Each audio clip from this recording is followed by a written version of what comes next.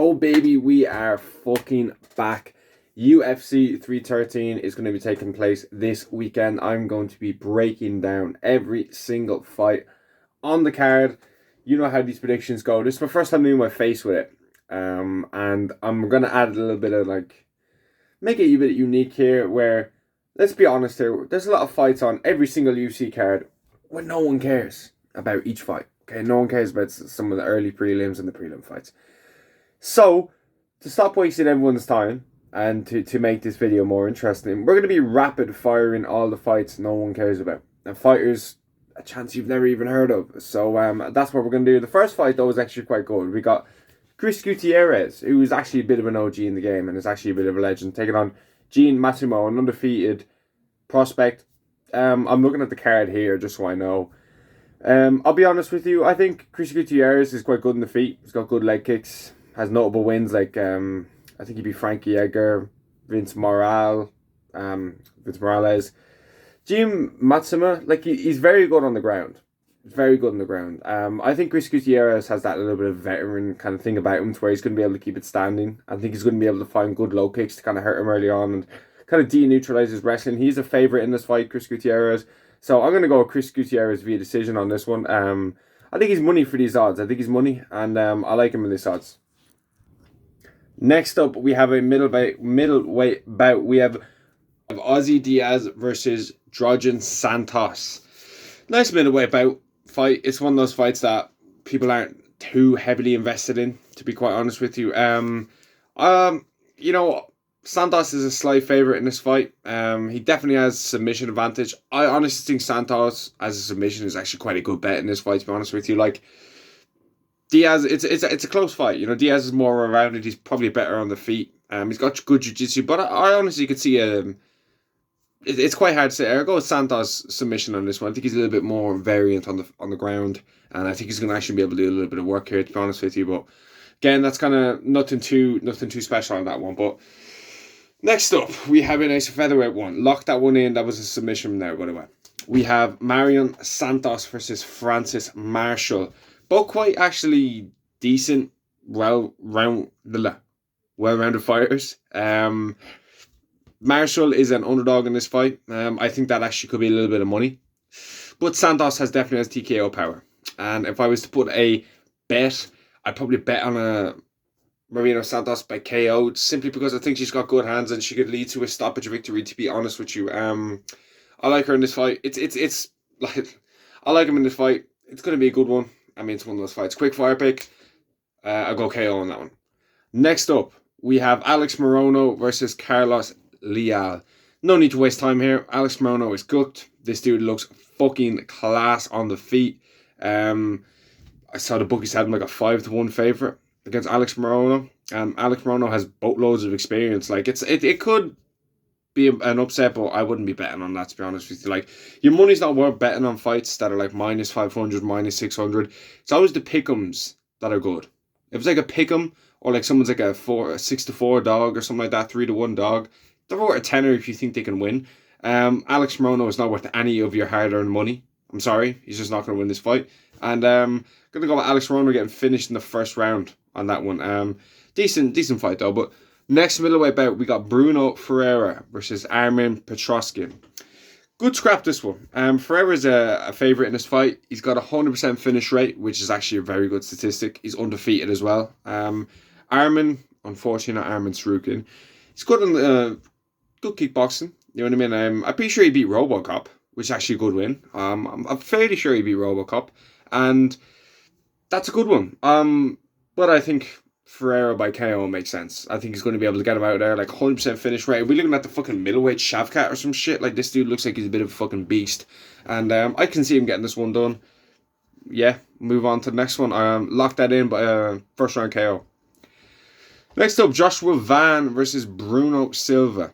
If you know me, you know I'm a Joshua Van fan. Okay, I've been watching Joshua Van for a bit now. I do like Joshua Van in this fight as well. But Joshua Van's a nice underdog, and I think Joshua Van could actually be worth some of your hard-earned money, to be quite honest with you. And it's a good fight, this. I'm looking forward to it. Flyweight's actually quite entertaining at the moment. I don't know, it's quite up in the air with Pantoja. what's going to happen, because we don't really know if he's going to move up or what's going to happen there. But this is a good fight. Joshua Van, he's a nice promising prospect. Like, I kind of want to see a bit more of him in bigger fights. Like, I thought they could have made like a Manel Cape fight, maybe back then.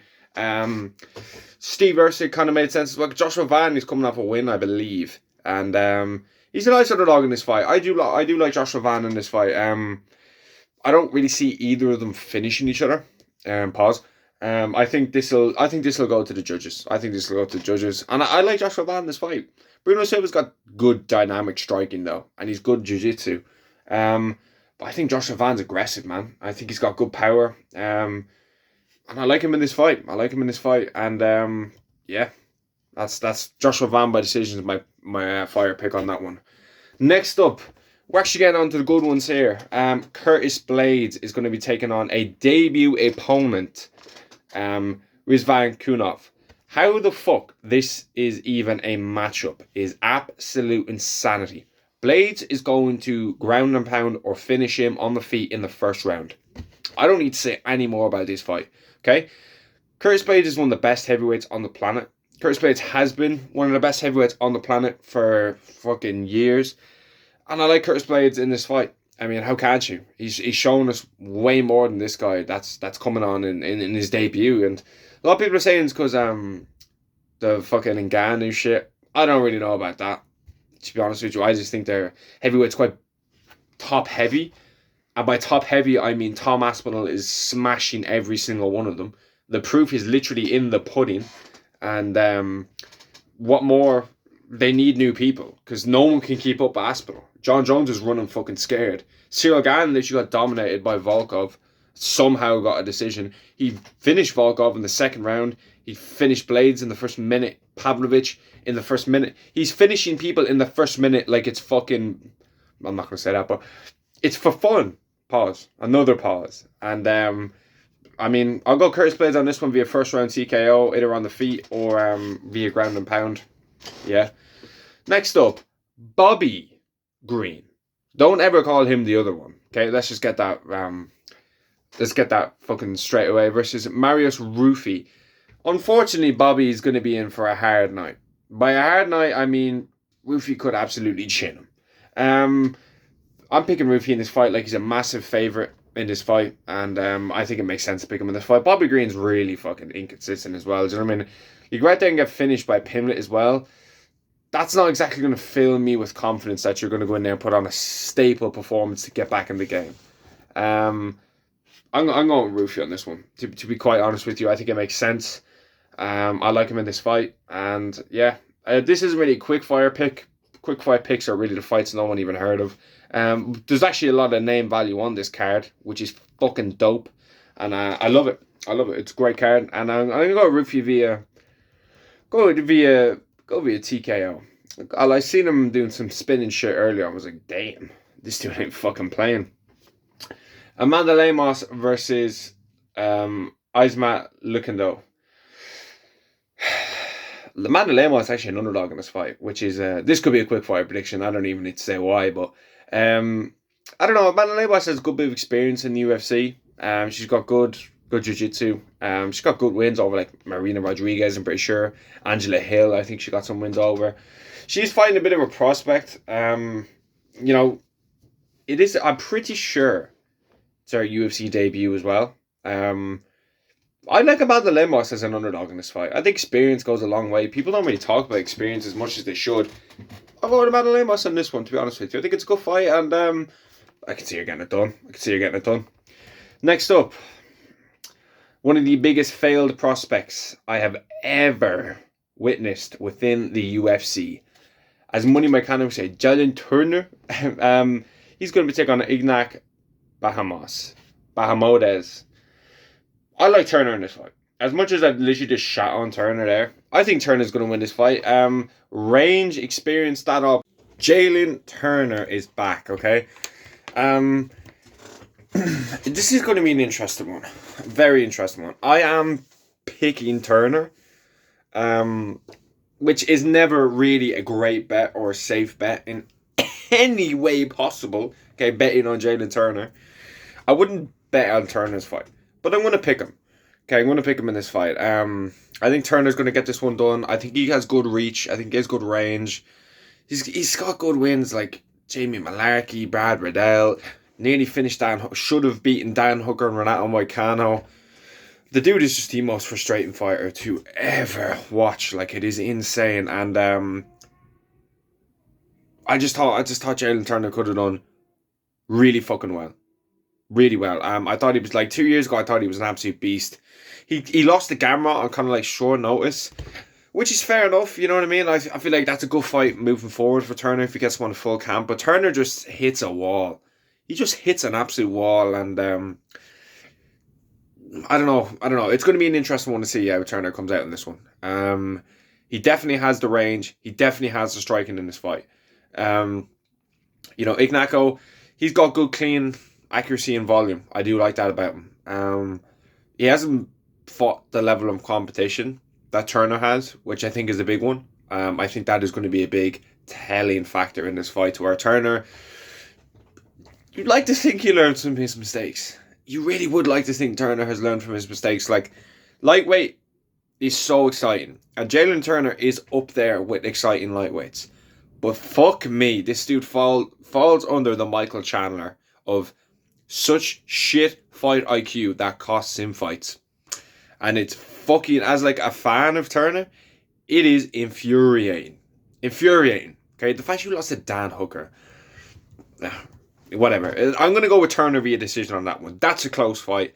I wouldn't be betting on it. Turner's like a slight underdog as well. Who knows how that fight's going to go, to be quite honest with you. But co-main event, Justin Gaethje is rematching Rafael Fiziev. And please tell me how Justin Gaethje is the underdog. Oh wait. I want to know. Who makes these odds? Okay, is it just some random geezer in a suit? Yeah, let's say he said Dan Hooker's out. Okay, well, who he's gonna fight? Fights Rafael Fiziev. I will put him the favorite. Who makes these odds? Genuinely, who makes these odds? Whoa, he beat Fiziev before 2 years ago. Actually, beat the 2 years on from when they first fought. He's beaten Dustin Poirier since then. Fair enough, he lost to Max Holloway. But Rafael Fiziev has been injured. Okay, Rafael Fiziev has been injured. This is his first fight back from injury. And being inactive, short notice, and he gasses. He's had a known gas tank problem. Are the lights on here? How can't you pick Gaethje in this fight? It's not like Fiziev can't win. But I don't think Fiziev has this level of power to where he's going to be in a chin Gaethje. I don't, bro. I don't see Fiziev's insane power to where he's going to knock Gaethje the fuck out. I don't see it. I see Fiziev very technical. I see Fiziev being more dynamic than Gaethje. But bro, it was actually insane. Like, I rewatched that first fight there a few days ago. Gaethje, if he had literally, it's like his IQ just kicked in all of a sudden. Like, he fell under that like Michael Chandler thing of having no fight IQ for fucking ages. Okay? Like, he'd just go in there and absolutely slash with literally fucking everyone. Didn't care about winning. Didn't care about losing. Just wanted to go in there and hurt him as badly as possible. Okay? And he fucking entertaining fights. But if you look at the first fight, first 2 rounds were really close. And then Gaethje started jabbing him. I remember it was like a picture of like Floyd Mayweather if Gaethje used his jab. Like, it was crazy, bro. It was fucking crazy. The dude just went, and he got a takedown as well.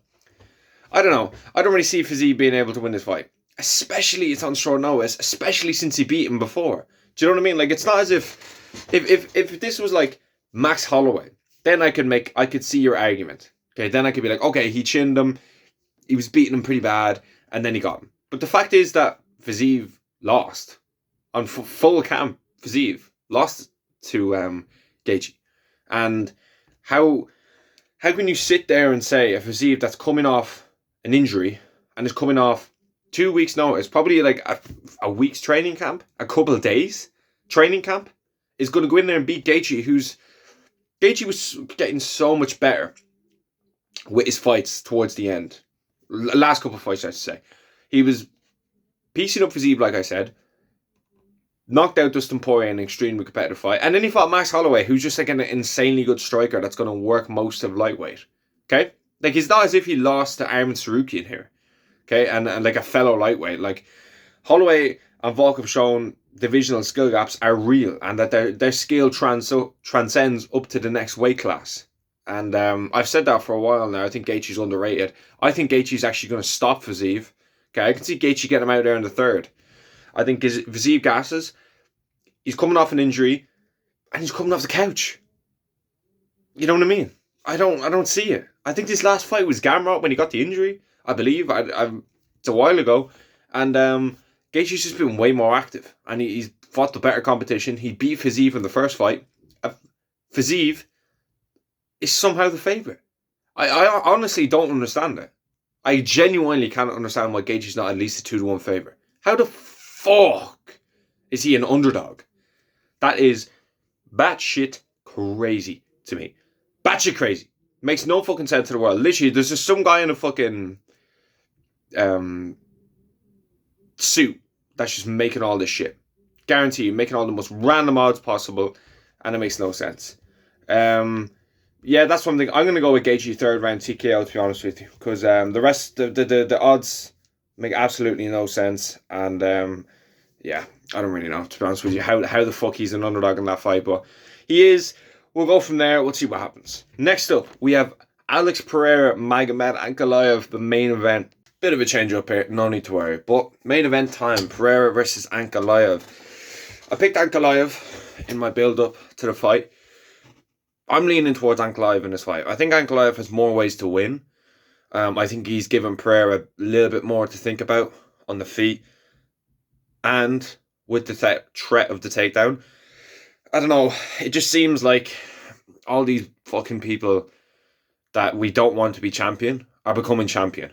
Bilal, do you know what I mean? Like they're all just becoming champion, and I'm worried about this one for Pereira because like if Ankalaev does get him down early, he could sap that gas quick, and if he starts sapping Pereira's gas tank, it's just going to get easier and easier to take him down.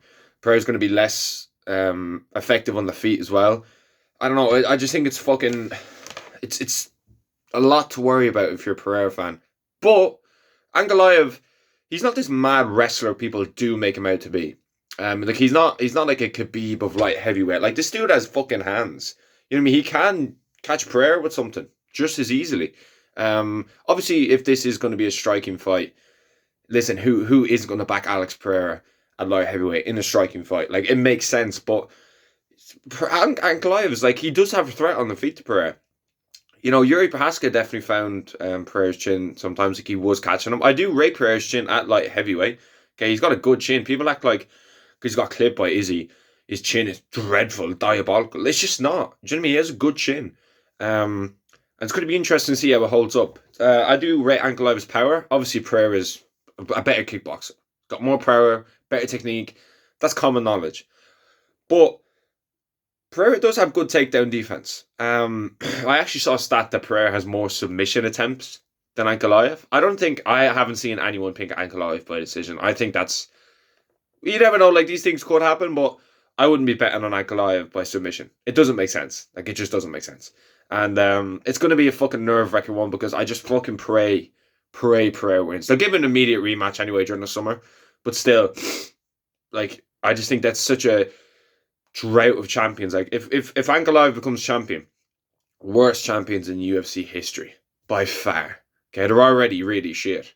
Apart from maybe three of them, not shit, but like they're just not as entertaining as before. And the whole double champ thing of everyone just wanting to move up. No one wants to fight their contenders apart from like Pantoja and fucking Islam and Pereira, the rest of them, and Aspinall, to be fair. He is the champion before anyone goes at me in the comments. He is the champion. If you say otherwise, you're just a fucking dork and dweeb. But I'm going with Ankalaev on this one. I think Ankalaev could finish Pereira late on. It's going to be a good one. He could ride him out to a decision. But I feel like Ankalaev will actually stop Pereira. He might hold him down for 5 rounds. I think the Jan Blachowicz fight is exactly what I think is like needs to show me. That's everything I need to know. That He was getting chopped up with them legs, bad, bad by the way, and then he resulted to the grappling. And I don't really see this being any different. You know what I mean? Like if Pereira's chewing his legs up, he's just gonna go, fuck that, I'm taking you down. Jan Blachowicz was able to get Perez back in the first and have good control in that fight. I think Ankalaev will be able to do that if he does get him down. Like he will be able to hold him down. I do think that, and it's going to be a bad night for Pereira if he does that. But I think Pereira can definitely chin him. Ankalaev, he doesn't know exactly. You know, he lost to Paul Craig. If that doesn't fill you with joy, not joy, but confidence as a Pereira fan, then you need to look into who Paul Craig really is. I'm only messing, but that's his only loss in the UFC in his career, actually. You know what I mean? And like there was 1 second left on the clock as well, so he's not invincible. He's not Iron Man. Like even Jan Blachowicz showed weakness in his striking, that he's subject to leg kicks, and he had a good fight with Alexander Rakic a few months ago. This was the only fight to make a light heavyweight. Any other fight just did not make any sense. And yeah, man, it's going to be a good fight. I'm looking forward to it. I'm going to be absolutely fucking shitting it because I want Pereira to win so bad, so bad. And I'm hoping, man. I'm fucking hoping. We'll see. We'll see. I'm going to go out Magomed Ankalaev via TKO in the. I'm going to go with the 4th round TKO, or maybe it could be he could finish him anytime. Pereira could finish him anytime. It's a great fight. We're going to see what happens, but that's my full card. Let me know what you think down below. Thanks for watching.